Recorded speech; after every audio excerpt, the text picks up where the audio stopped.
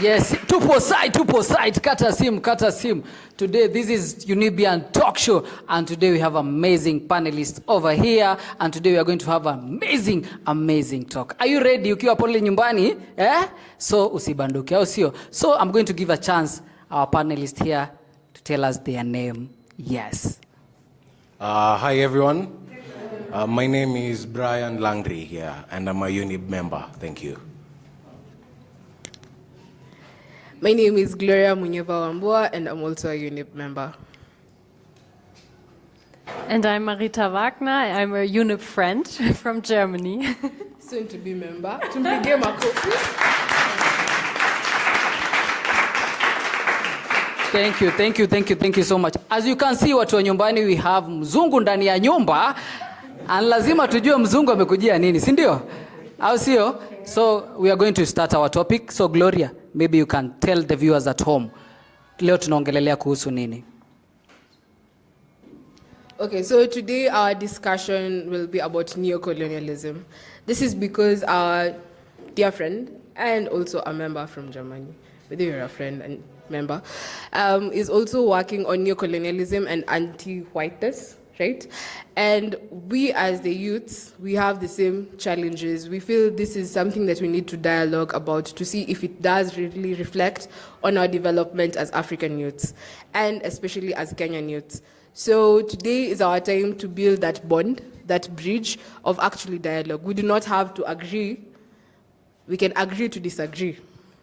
But it really has to air out our deepest opinions on the colonialism, the effects that it left us, and what is really this thing called neocolonialism that is happening right now, especially in the African continent. Yes. Thank you so much. Tumpigie makofi. That was nice.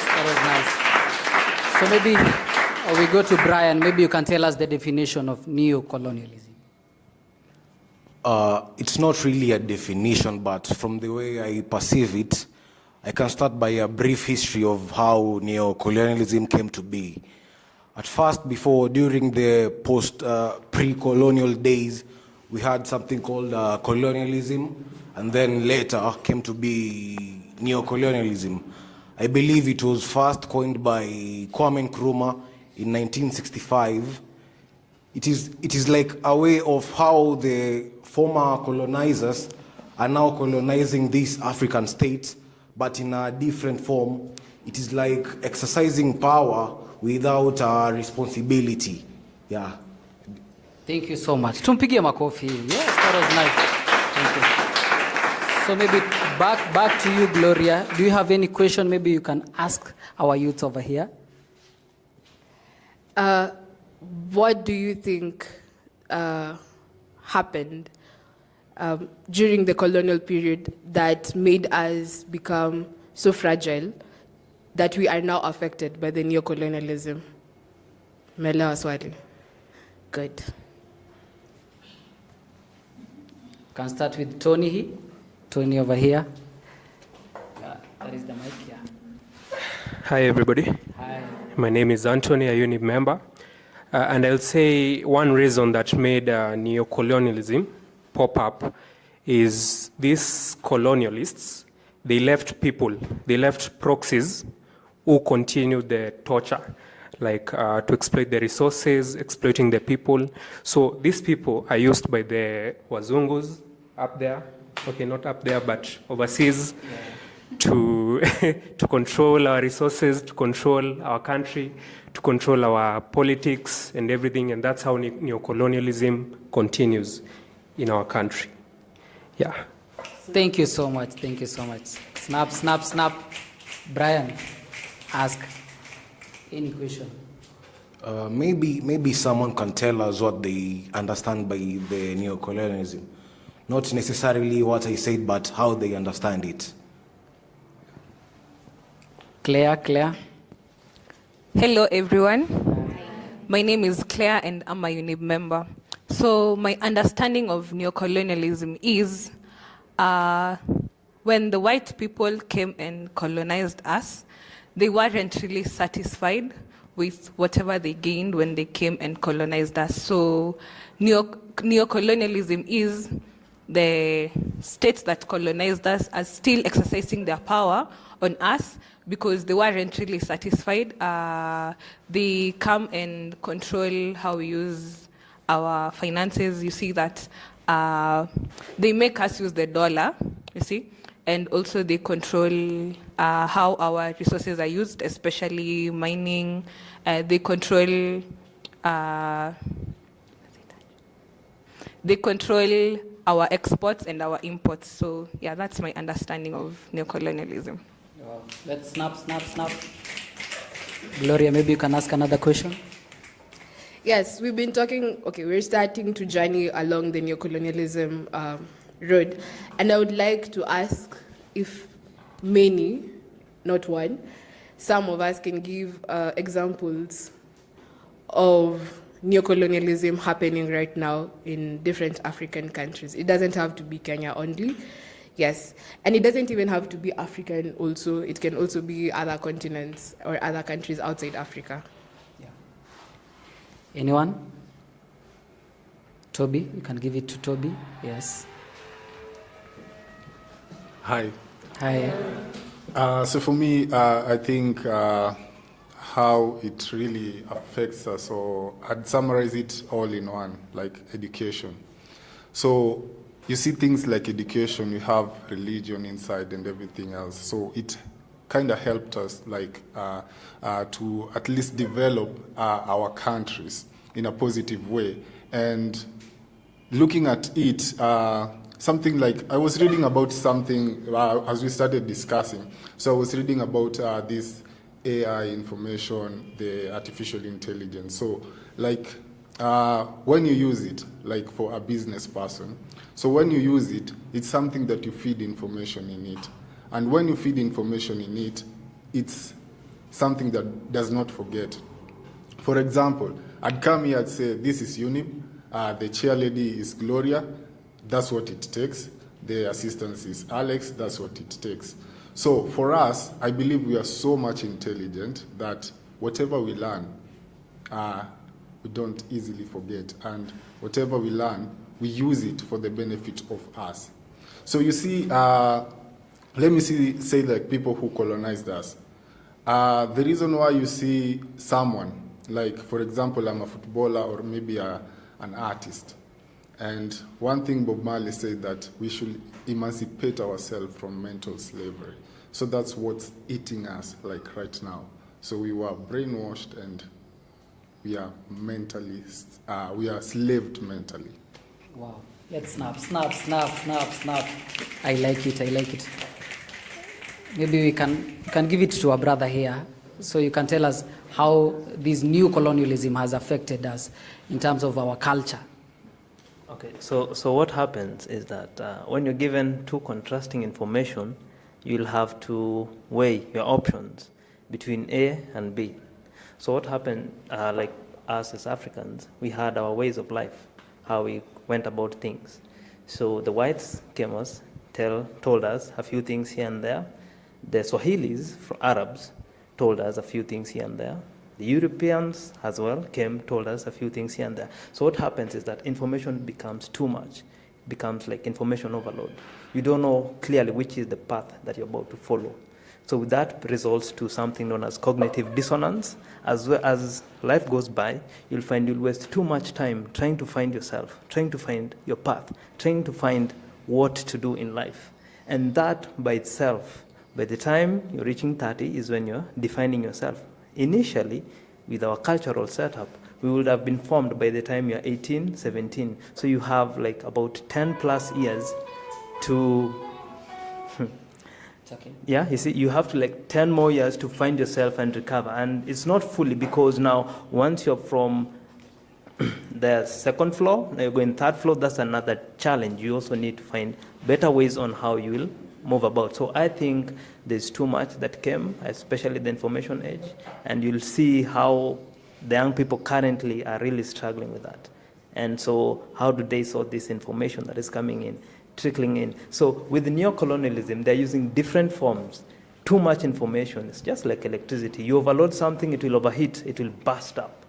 So that's what young people are going through. Then a lot of factors are involved. So I will say that is one about it. And yeah, many more among the many, yes, many you can things. Add. Feel free to add, yes. Oh, feel free to add. Yes. So interesting. So let's go. If we look at how the Europeans, how the Americans were, the Asians were, these are states, countries built on war. You can read about Art of War. You can read about 48 Laws of Power. These are people who have studied war, the different strategies, how to tackle people from a psychological point of view, physical point of view, multitude points of view. And through that, they were able to conquer Africa because it was a very peaceful country. It was a country whereby we had a lot, we will trade. Let's say, for instance, the Kambas will have maybe more sugar, this other country will have this and this. So our ways of life were peaceful, was peaceful. And then here comes someone who's sophisticated in war. This person will beat you 10-0. So it was easier for them once they understood our culture to come and cripple everything. Now, it doesn't mean that we've had the best of practices, but there are good things also as well. So I think with the colonialism and the neocolonialism, I think they fairly the same thing. It's just a different name and different tactics on how to go about it. Wow, let's snap. Okay, Gloria? Whatever he said was true, but remember, even in the history, we were taught that also there was ethnical clashes. It was always there. It was just that it was never that intense. We'd still trade even though we fought. But then the arrival of the colonialists they had to, as he said, they had to use the psychological tactics because they knew if they approached us from different angles, then we would unite as a nation and, fight against them. So that's why they decided to, elevate one ethnical tribe to be better than the other, or choose leaders to be from a specific tribe and accuse the rest as evil people. Also, the other thing, guys, I'd like us to think about, it's not only limited to the colonialism period. So the neocolonialism is what we are facing right now. After independence, we can never go back to being a colony. So what they do, as Brian said, is to try and figure out how to stop or how to control our power from progressing as a country through either economic resources or military or power interventions. So as we continue, please, let's be open about it. Do not be afraid. Thank you. Oh, let's snap. Perfect. Brian, maybe ask anything. From the points you've given, maybe you can tell us probably the difference between colonization and neocolonialism, please. Maybe yes. Okay. Hello, everyone. Hi. In my opinion, it's one and the same thing. Because what was colonialism? It was the Europeans exercising their power upon us. What is neocolonialism? It is the Europeans exercising their power upon us. Like, it's the same thing. There is no difference. It's just that happened a while ago. We gained independence. This is happening right now. I think the word neo means new. So it's one and the same thing. Whatever tactics they were using there, they're using right now. It's just that now they are exercising their power when they are in their countries. Then they came to our countries and exercised their power upon us. Let's snap. Do we agree with Claire? Okay. Maybe I can add something on that. The difference really comes in when we say that in the colonial times, they were exercising their powers directly, and they were responsible for exercising that power from their states. But in neocolonialism, they are exercising their power indirectly, without without responsibility, so they are not answerable to their countries. Yeah, something like that. Snap, snap, snap, snap. Something like that. Okay, Marita. Okay. She had an example of neocolonialism. Yeah, I was just talking to Gloria because we both attended the Africa Climate Summit at the beginning of this month. And yeah, now that you were referring to it, it just came to my mind because I was there as a visitor. I didn't have a VIP badge for the summit, but still I was allowed to enter the main hall where all the presidents of the African states were giving their national statements. And it was because my badge just said German delegate. Like they looked at it where I'm from. Of course, they also saw my skin. And then I was allowed to enter. And we made this experience that many other of our European friends were allowed to enter. But maybe you want to add now about your experience. See, you know. See, you know. See, you know, I even tried speaking in French. This they wouldn't, they didn't care. In fact, they just saw my color, told me, nah. They had to check even twice if I had the access to Savo room. And it was sad because not only I, but we also had a common acquaintance who was denied the access, and yet the previous month or week, he was allowed from Benin. He was allowed to be in the concluding panel in an European summit as an expert, and then here he's being denied just because he's black. That's neocolonialism. So be open. We've now opened the stage. Yes. You can give it to Toby, but before we come to Toby, there is a young man there, over there. Yes. You want to say something, bro? Feel free, feel free. Yes. Okay, let me say, so, though I was not raising my hand, but I have a point. You see, neocolonialism, as I said earlier, as much as it has some disadvantages, it also has advantages, you see. Even in a normal setting, even when you go to their place, back to where she comes from, a visitor always has, you see, a visitor always has his or her own respect than you. You see, like now, in this setting, we will respect Marita more than the way I'll see Joe, you see. Because I'm used to seeing him, you see. You see. Yeah, that's what I'm trying to say. As much as they brought the development to say, yeah, technological-wise, the education was not there. Yeah, we could be tribesmen working with cattle there, you see. Yeah, but our mindset is more developed than it could have been. And yeah, about the disadvantage, I think it's only our culture is erased, but it is not that much. As much as you have your own principles, I don't think our culture is that much affected, you see. Yeah, that is my view. Yeah. Okay. So maybe Emily, before we come to Claire, you can give it to Emily. Yes. Tell us some of the advantages you feel like, if there is.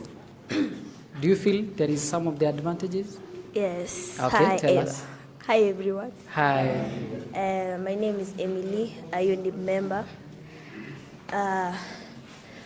Some of the advantages are the improved, advanced education, because in the past, people used to learn under trees, or they were taught by the elders, but now people learn in classes or through online, the e-learning. Yeah, and Western missionaries came. So there was Christianity. They stopped the black magic, which some Africans used to practice. Some of them. Yeah.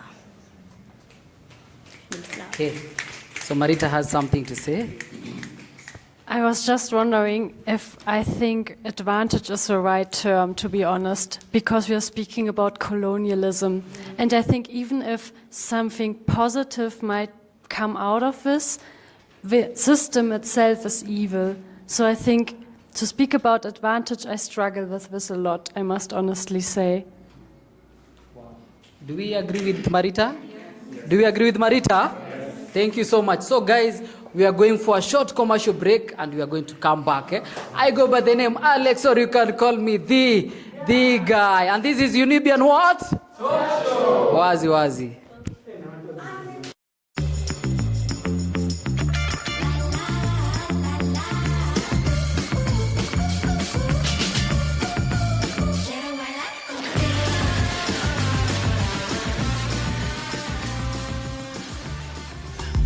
Ever the best. Hallelujah.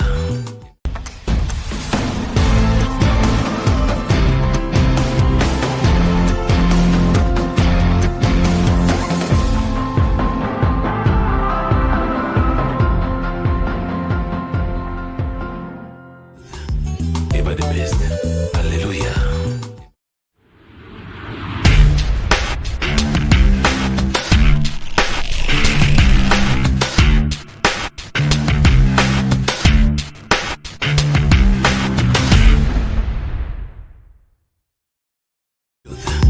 Ever the best. Hallelujah.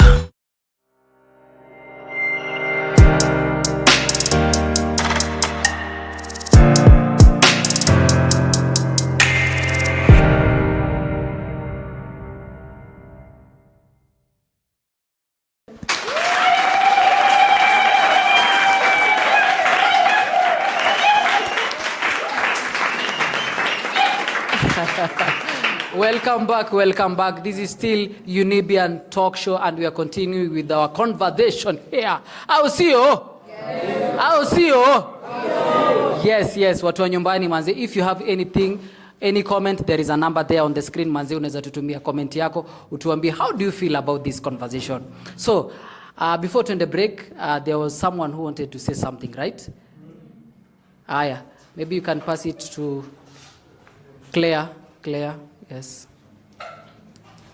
So before our break, there was a question raised. What are the advantages of colonialism? In my opinion, I believe there are no advantages brought about by colonialism. Okay, when we talk about education, when we talk about technology, these things, if the Africans were given time, they would have had it. Because as we read in the books, there were these Egyptians, there were these Malians who had their own education systems. They helped in the development of the current education system. So I believe if we were given time, we would have had these things into our system. Also, the missionaries were the ones who brought about education, and the missionaries were the ones who brought about these clothes that we wear and everything. So there's a difference between the coming of the missionaries and colonialism. Colonialism is exercising your power into the people. Like it was like enslavement, because we see that the British, when they came to Kenya, they brought about these cash crops such as tea, coffee, and when they were using the Kenyans to grow these things so that we may take them to their country. So colonialism is enslavement, basically. Yes. So there are no advantages brought about by colonialism, in my opinion. Clap. Thank you. Marita, you want to say something? Yeah, I just wanted to agree with what you just said, because it was especially during the transatlantic slave trade and during colonialism that a lot of knowledge and traditional knowledge was being destroyed, because the missionary schools didn't teach the traditional knowledge systems which were here in the countries, but they brought their European knowledge systems. So also we were talking about, there was a very, he's still alive, he's living in the US now, but he's Kenyan, and he's very famous because he is a professor for African literature, and his name is Ngugi wa Thiong'o. And he wrote this very powerful essay, which for me was so eye-opening, because I was also so ignorant. I didn't learn anything about the slave trade or colonialism in my school. Like even we as Germans, we don't learn it. We aren't being taught it in school. So we don't even know our own history as a colonial power, which is a problem as well when entering an international dialogue. But what I wanted to say, like Ngugi wa Thiong'o, he wrote this essay, Decolonizing the Mind. And I think this is exactly what Toby was also referring to, that Ngugi wa Thiong'o said, like, we are being enslaved, like our minds need to be freed before we can actually make us the subject of a discourse, because our knowledge was being reduced, was being regarded as not valuable to the international academic discourse. So he opted also for teaching African languages first in school and then in university, and only then, if you were being taught in your own mother tongue, then you can also maybe learn English and French to get into this international dialogue. So he was very much aware of it, and for me that was very eye-opening, because he really he's really speaking about these hierarchical global power dynamics. Wow. Snap. Okay. You want to add something? Yeah, I want to add something. So I also like what she has said.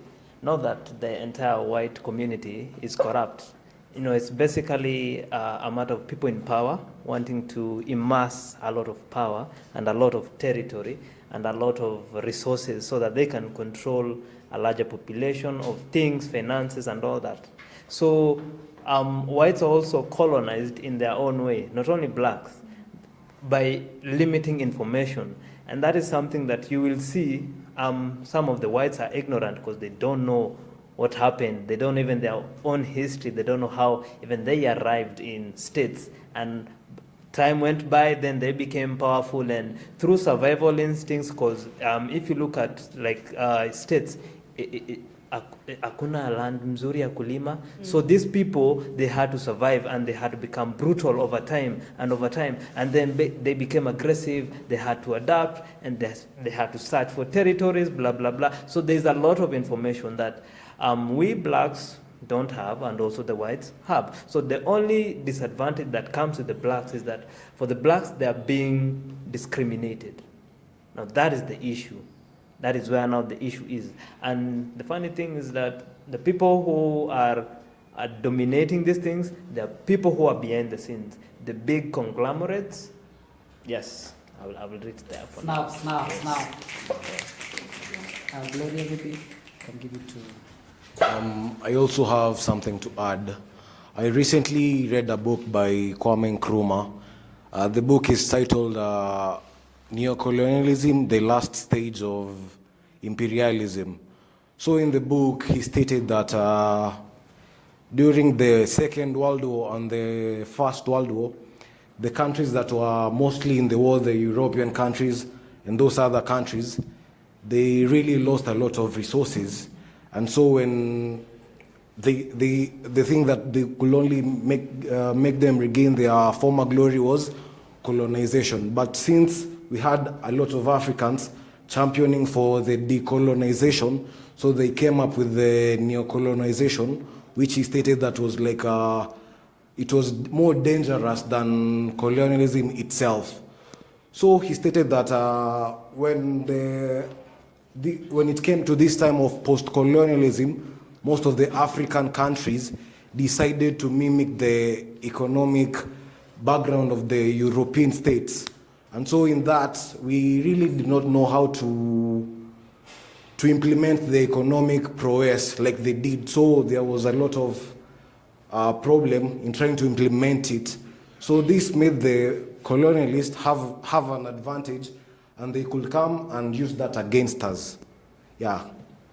Snap. Thank you, Gloria. Something else that happened is, you see, even from the way he said, limiting our neocolonialism is the limiting of our abilities. our progress, our development. So they use the psychological tactics. And we saw it even during COVID times when Madagascar had the admission plant, or when they found somehow a cure, and it was never recognized. The HIV/AIDS cure that was found in Kenya by a doctor or a professor who was studying about it has never been recognized. No efforts were put into that. In fact, it was shammed as something that is just absolutely nonsense. And yet, whatever he was doing, he was trying to take the traditional indigenous knowledge to find solutions in the modern times. You see, for us, the alternative healthcare systems, even as we've become so westernized that we prefer the modern type of healthcare, that we do not even remember to assimilate our traditional knowledge instead of just pushing it away. The other thing that Marita reminded me about Ngugi wa Thiong'o is I think we've all passed through it when in school, either high school or primary, na ujaribu kuongea Kikuyu, Kikamba, or your mother tongue in school, and you wear a disc, gunia, sack that has and for Marita, what Ngugi wa Thiong'o wrote was, it was written, donkey, stupid donkey. You can imagine the name, such hurtful insults. The other thing was even in our agriculture. Right now is a time that many young Africans are seeing the power of using our own land, because we were taught to see the agriculture as something bad, something that poor people did. And now the Western countries, especially in Europe, they have big farms that they are farming very well. Netherlands with flowers. I think Israel was with oranges or something. They have so much diverse, and that's why we are being limited to progress because of the systematic racism that has been structured in our head. And as we continue, for example, saying that neocolonialism has advantages, it never did. It never has, and it will never be, because it interferes with our freedom to flourish in our own times. Yes. So that's it. Snap, snap, snap. Maybe we can hear from you, Jose. You can say something. Hi, my name is Joe. What I would like to say first is that neocolonialism, whatever we are talking about, it starts from the states of mind. No? Okay, continue. Yes. Okay, neocolonialism. I was chewing. So, first and foremost, the main thing that we are talking about is how it goes and how it is operating, but we are forgetting one thing, that it starts from our minds as personally. Like whatever Gloria said, that there was a Kenyan who found the cure for HIV, sindio? But the thing that the biggest challenge that we will continue having, and we are having, is that Africans and people who are colonized, they don't see themselves as other people see them.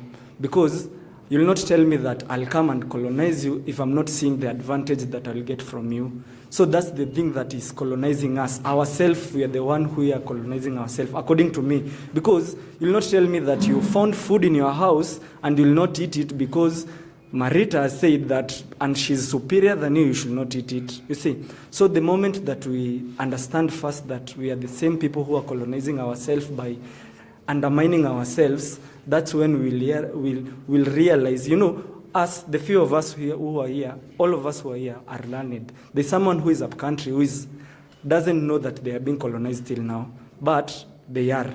And we who know are not doing anything to change what is going on, and yet we know what is going on. You see, for example, our politicians don't think that we have enough medical practitioners or medical resources that we can fix them when they are here. That's why if a politician gets sick, they travel.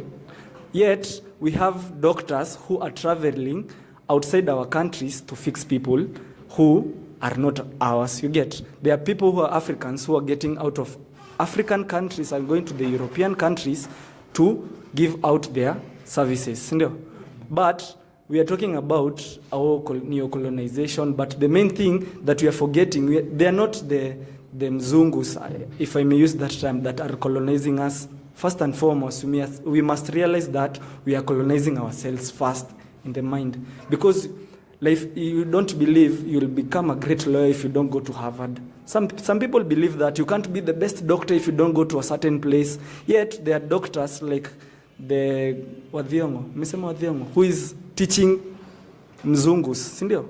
As we call them, Mzungus. Why is he teaching them there? And he's a Kenyan, so he has knowledge, sindio? But we think because we are Africans or because we are Kenyans, we don't have knowledge like the Mzungus. Yet they are colonizing us because they are seeing the advantage that we have, you see? So when we realize that we are not yet colonized like past, not the neo-colonization is there, but we must realize that the neo-colonization is by choice. We will agree to disagree that neo-colonization is by choice because they are not forcing us. They are telling us, like they told Kenyans, if you want us to give you funds, you must do 1, 2, 3. If you want us to give you cash, you must do A, B, C, D. You see, they did not force us. They gave us a choice, either to do this or not to do this. But what did we choose? To agree those people to be allowed. We are not saying it's bad, but you see, they are colonizing us mentally. They are showing us, bila sisi hamwezi. You see, they are showing us, without us, you can't. The moment we'll realize that we are colonizing ourselves, as I conclude, is the time we'll know that there is nothing like neo-colonization from outside. It's from within. Thank you. Okay, let's snap. Hey, it's getting hotter here. So to our viewers at home, it's getting hot. So before we come to our panelists here, let's go back there to Kenyatta, and then we come to, please, go, yes. Okay, hello. My name is Sami Kenyatta. I'd like to add some few points from my friend here. Actually, that's right, because there's somebody who said that we Africans, we have made our continent as a cemetery because we believe that the good things are outside there, you see? So like, for example, when I start fighting, like you, Alex, for example, and then I realize that your elder is not doing something, I'll come back again. So the European, like, they are doing something, and then they find that our leaders are pushing on it. So they'll still come back. So they'll still use our leaders. So I'm saying, like, you know, we cannot all talk. We have to choose one person to talk for us. So when he says something that maybe we give him or her our grievances, and then he goes there and says something else, then for sure we'll have to face the consequence. So we Africans sometimes, we give the Europeans or them, let me use the term them, the opportunity or the easier way to do the neocolonialism here in Africa. So I believe that if we first look unto ourselves first and see what's right for us before we allow other people and to elect people who know what they are doing, then I think those things will not affect us anymore. Snap. Now, because of time, I'm going to give each one of you 1 minute, 1 minute, 1 minute, and then we come back here to our panelists. We start with you, Alfonso. 1 minute, please. Hi, folks. Yes, my name is Alphonse. Now, I want to just add on a few things that have been mentioned. To begin with, I believe we have what we call the scarcity mindset in Africa, and that is what has really corrupted our minds in such a way that we believe we are not enough. When I say scarcity mindset, these are things that have led us to economic exploitation. For example, you look at the multinational businesses, when they come to Africa maybe to invest, they don't come because they want to help, but they come because they are looking at the bigger picture, the outcome of what they are investing in Africa. So most of the times when they come to invest, they look at how are we benefiting, and in most cases, if you evaluate, you find out that the benefits they are reaping from us is much more than what they are giving.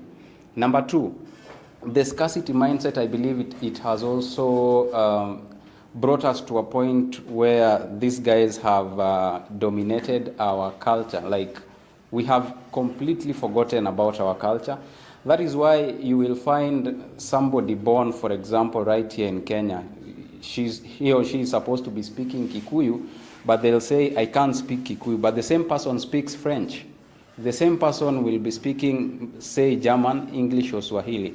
These are things that were brought to us. They are not originally for us. Are we there? So I believe what we need to work on back here in the continent is how we can get rid of that scarcity mindset and accept that we are enough.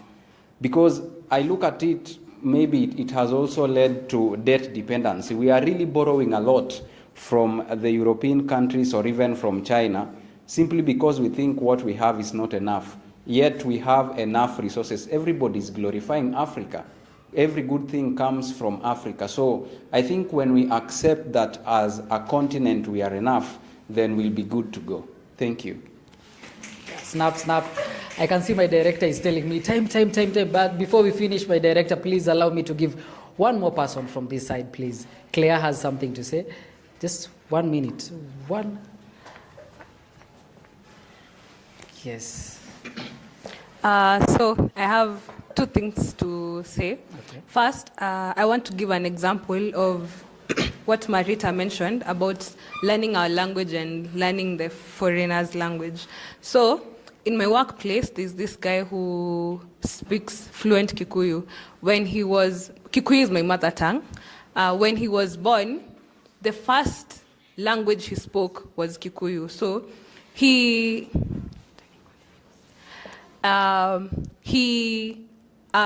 knows that I don't speak Kikuyu because my parents didn't teach me that. They believe that Kiswahili and English are more superior than our mother tongue.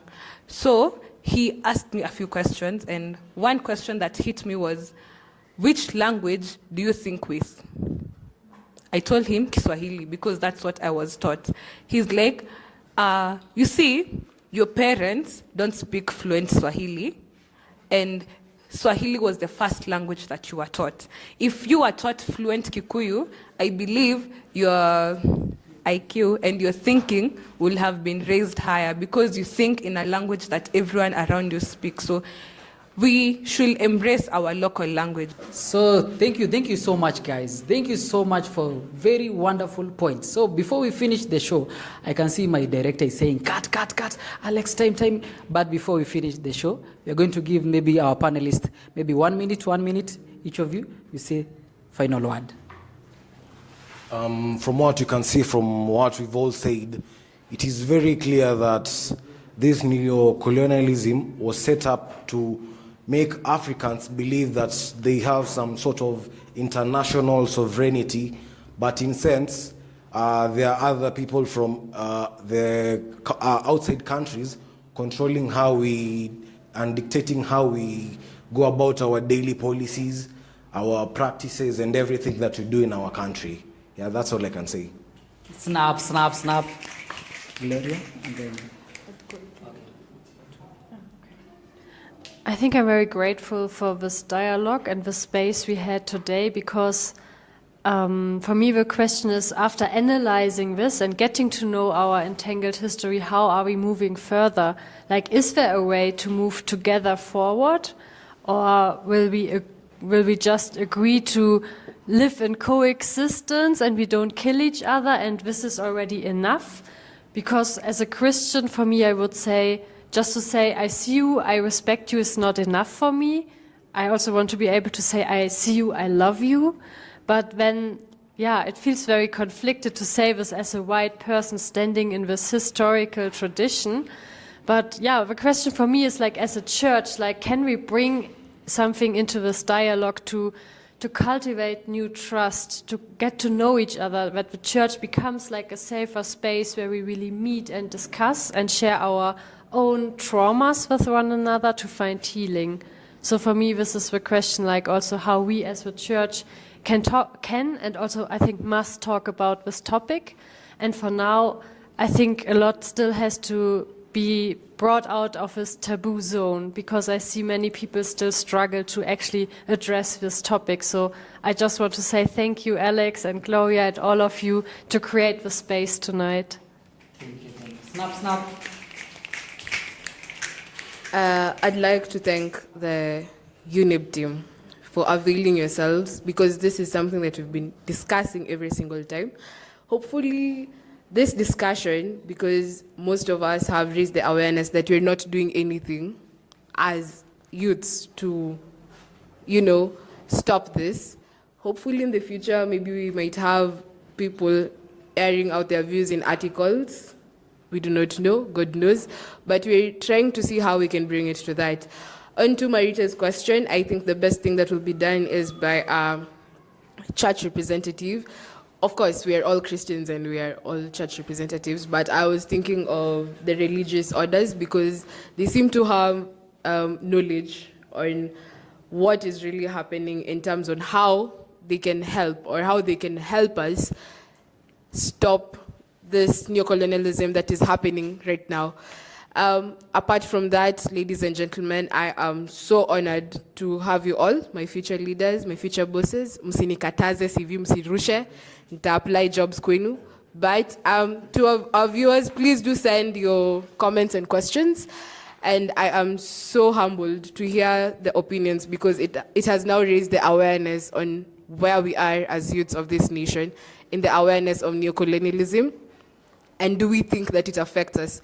Because I think people are not educated enough in this matter. And educated enough doesn't mean about literacy or something, it just means to be aware, to be knowledgeable on such matters. That's all. That's all, Alan. Snap, snap, snap, snap. So you guys have done a very wonderful job, from my panelists here to you guys and to our viewers at home. Nataka tujipigie makofi. Mko tayari, eh? Yes. Let us give ourselves a sound clap. Ish, another one. Another bigger one.